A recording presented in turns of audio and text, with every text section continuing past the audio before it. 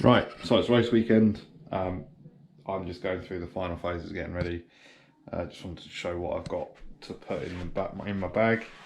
So if I turn this around, so obviously all my GoPro stuff, transponder, dog tags. I've got like 2 or 3 sets of dog tags. I always have a spare set in the caravan because you never know when you might forget them. All my supplements, so my Torque Energy stuff, a couple of oil filters, headphones, Team Polo, and then I've got this 151s. Everyone wears them, but I tend to find I get really hot in them.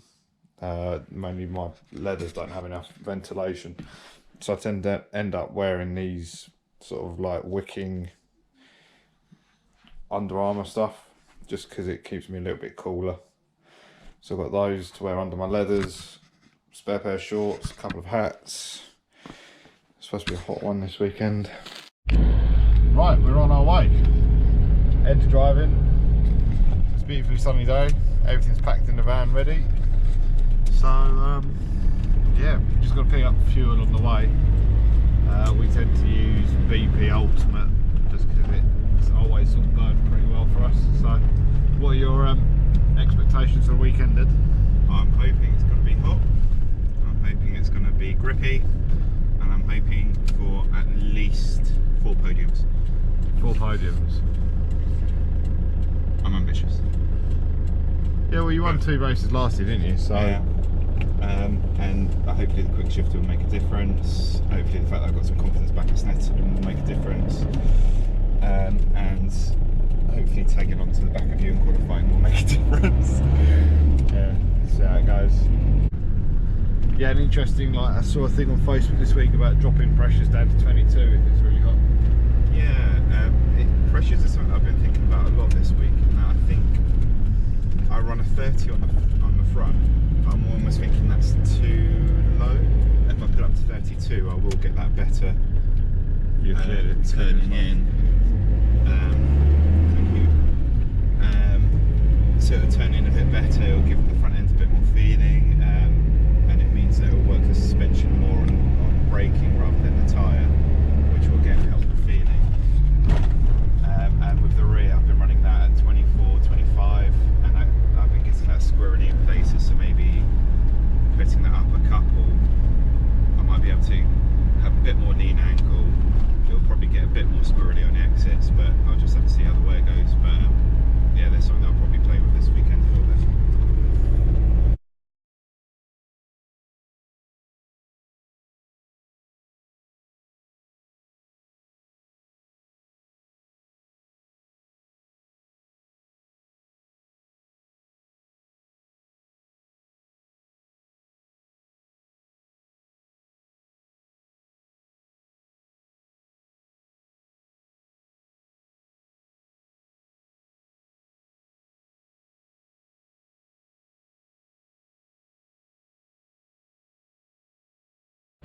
All out of breath. Just going up to Drew's to watch a practice session.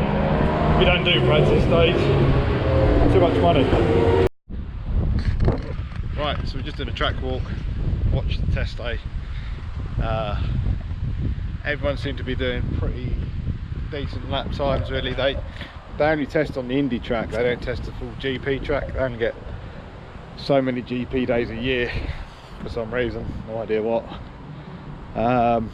So yeah, people seem to be going well. AJ was going well, Jack seemed to be going well, but they only sort of did half sessions.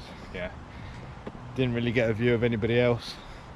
Great to see Stu May back on a bike with spanking new white leathers. Lovely. New fairings as well. New fairings as well. Really treated himself. So yeah, so we go from down there behind us, which is the Indy track. So normally it goes just over to there and up the hill for clearways, and we go up from this bank section here. You can see it's quite steep. You can see the guys cycling up the hill now. You can see how much effort they're going to put in, and then up around here onto the to the main track, well, GP track. It's only about a mile extra, not that long, although that always makes it feel like a really long lap. What was it, 80% full throttle? probably something like that, because it's very open, fast corners. Yeah, the only heavy braking bit will be Sterling, but beyond that, Yeah, but even that's not really heavy braking. No, it's getting a dab on the brake, going down a gear or 2 gears. So I thought I'd do just a little follow-up video on after Brands Hatch. It didn't really go as planned for the team. Ed had problems in qualifying, so we went out at the back of the grid behind everyone, because there's like 60 bikes, just so we could go out and set our own pace and not worried about getting followed or trailed around or whatever. And Ed's bike sort of coughed and spluttered its way around the outlap, so he came back into the pits, and we did everything we could to get the bike back out, but it didn't want to know about it, so that's been in the workshop this week, last couple of weeks since Brands. So I didn't do anything Saturday night because we were still sort of working that one out. But overall, for me, the weekend went really well. Well, really well. Went as well as it wasn't terrible. I still had the pace to get better places than I did, unfortunately. Shouldn't turn my nose up at 2/4, a second and a first, but because I didn't give away that many points. But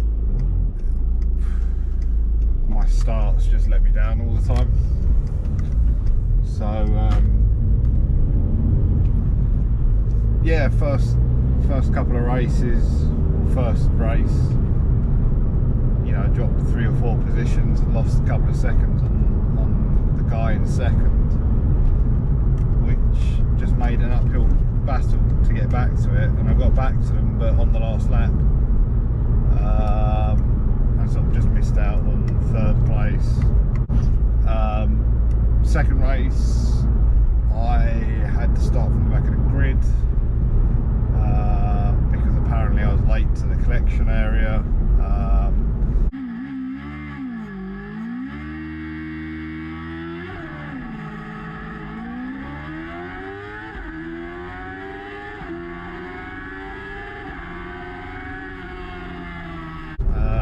Missed out on winning the race from there by like 0.3 of a second because I made a mistake at Sterling's.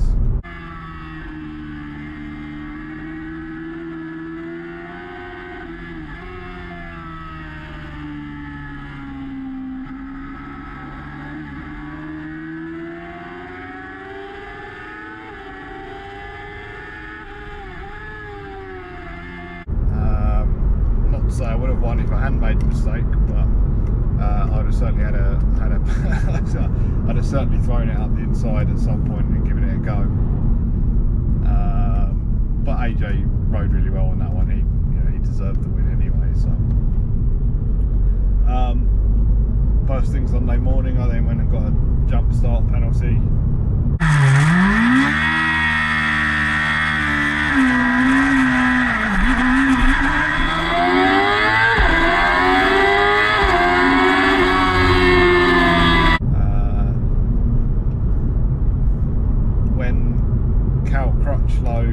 Complained in Argentina, I was a bit like, oh, well, you know, you shouldn't complain, everyone knows the rules.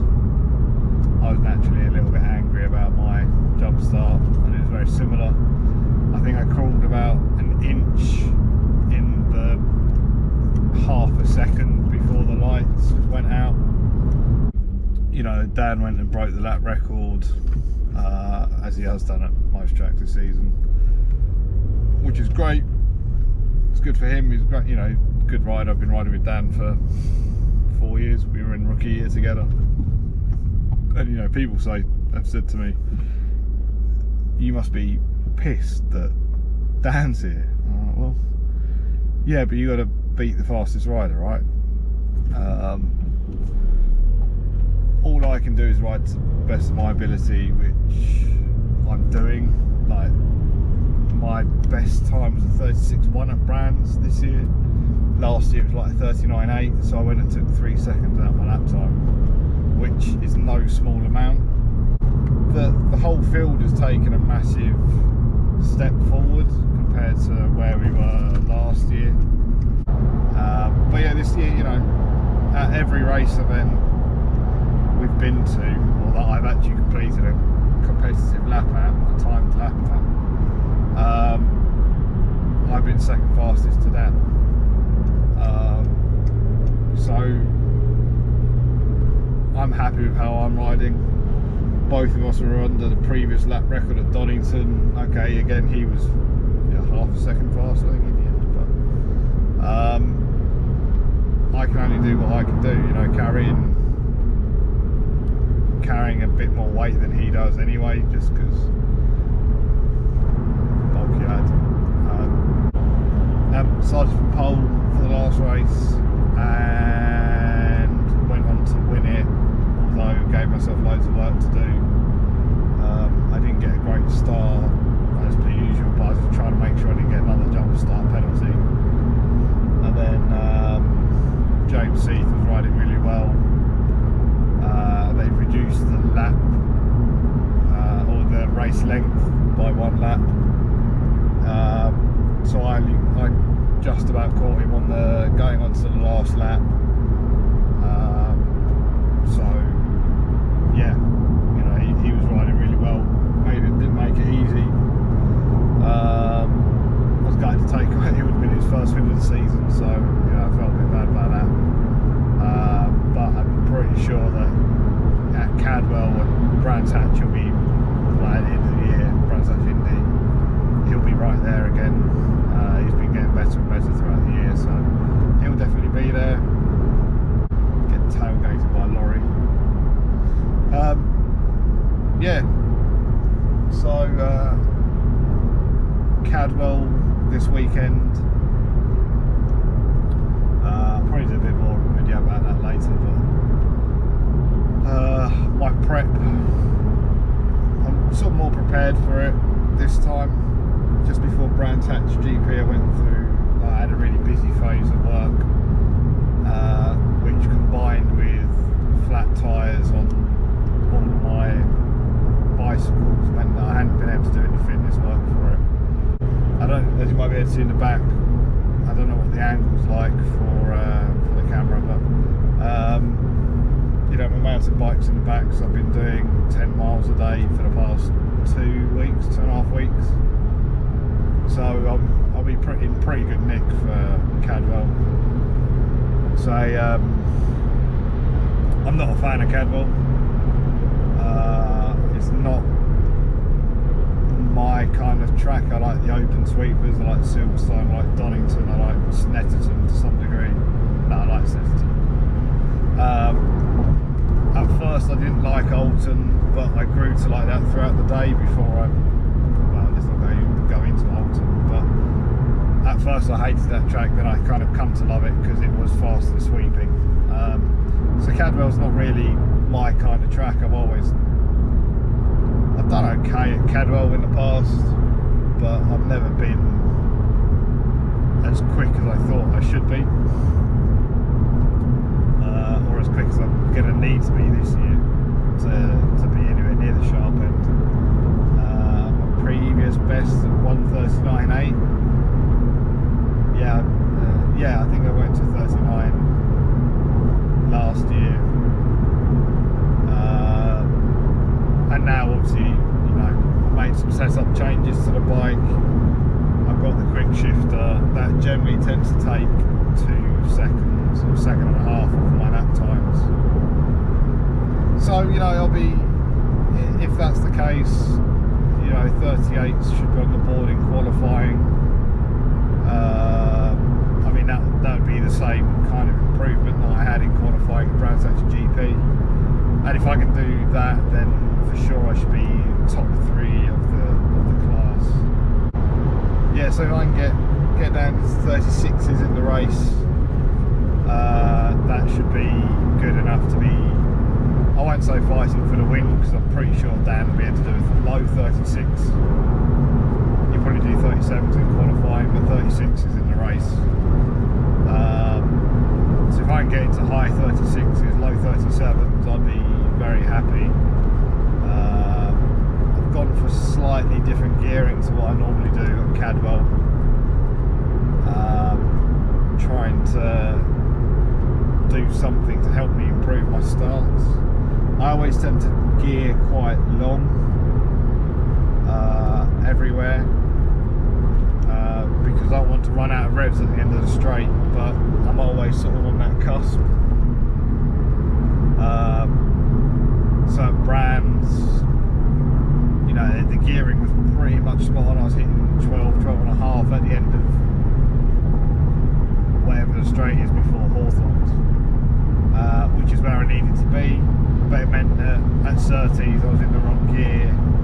Like, you know, I couldn't go down 3 gears because it was just rev too much and make it unstable, and had a very low apex speed. But if I only went down 2, I had to maintain really high apex speed to be on the power band on the exit. So, you know, maybe I could have changed by another tooth and it wouldn't have made too much of a difference. But yeah, I've changed a little bit for Cadwell. Cadwell's going to be an interesting one, mainly just to see who's there and what's going on. So obviously Dan will be there, he can wrap the championship up this weekend.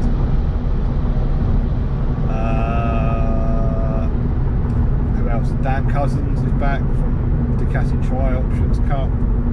He's back on his S-Rad, which is what he set lap records at Snetterton and Brands on, so he's been playing down how he likes Cadwell, but a quality rider like that goes quick anywhere really. Be interesting to know if Aaron Staniforth comes to play as well, because he was there at Cadwell in April, won 3 races. He's a local track, he's from a local club. Jack Wallace always goes really well at Cadwell, so he'll be right up there, I'm sure. Ed's bike is now fixed. He always goes well at Cadwell. He likes Cadwell. Yeah, it'll be interesting to see. I mean, my bike's the heaviest on the grid, which means that through all bends, it'll probably be the biggest handful. I'm not making excuses. I'm just trying to work out where I'll be, but. Yeah, if a bike, yeah, if a bike is heavy, it makes it getting it from one side to the other very difficult, or slower in theory. So we'll see how that impacts it. Being a heavier rider though kind of compensates for it, so I've got the leverage to pull it across, chuck it down the other side. So we'll see. I just hope it stays dry. Got a new set of scrubs to put in the back, on the front as well. Got a new scrub front as well. So we'll probably do. Freaking lorry is all over the road.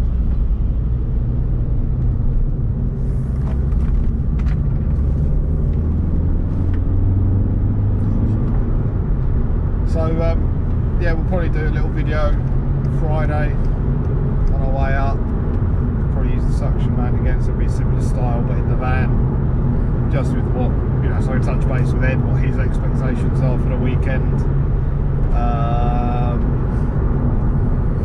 Yeah, and then with the GoPro, it's quite difficult to do any kind of filming or footage or vlogging